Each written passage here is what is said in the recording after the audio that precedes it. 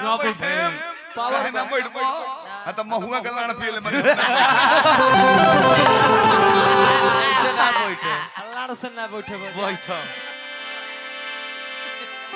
सेव खोइले रहनी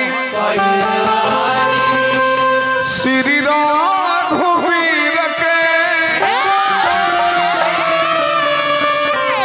वंदन करतान वीर में महावीर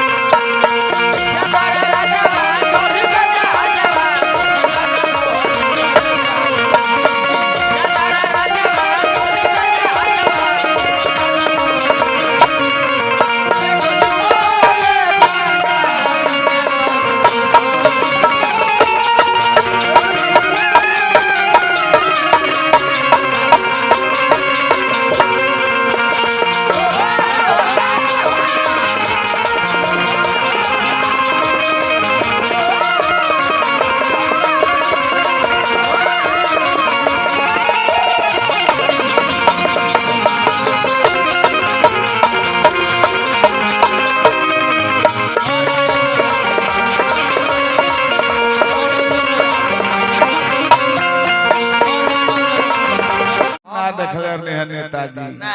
बाकी बड़ी खुशी मिलल प्रोग्राम में आके कि 40 साल पहले हूँ लौंडे के भाव से लोग देखले रहे आजो एगो लौंडे के हाथे देखे आजो लौंडे देखा माने इनका का लौंडा नहीं की कहो सुदर्शन भाई के द्वारा लौंडा के भाव देखनी अभी मत लगेगा कि हमरा का लौंडा कहले लौंडा थोड़े होता यू आर सुदर्शन जादव मर्दाना आदमी हो तो लौंडा ना लौंडा मर्दाने बनेला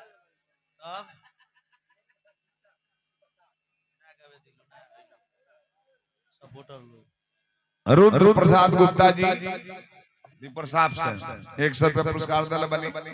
गुप्ता जी के हार्दिक प्रणाम करतनी रसम का पार्टी बना रहे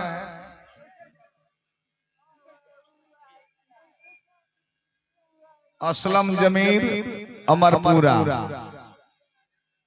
भाई के बहुत बहुत पुरस्कार आइल बाटे पद प्रतिष्ठा भगवान बनौले रहे ये शुभकामना कर हनुमान जी के दुल्हन के कहो रोको कहीं कहीं जन्माष्टमी विश्वकर्मा पूजा एवं दशहरा की हार्दिक शुभकामनाएं सभी समस्त सम्मानित नगरवासियों को प्रधान पद के प्रत्याशी मनोज कुमार मदेशिया जी पत्नी श्रीमती शिव कुमारी गुप्ता जी ग्राम पोस्ट रतनपुरा मऊ निवेदक समस्त ग्रामवासी जनता को धन्यवाद मनोज भैया कहाँ आइल बनी कहाँ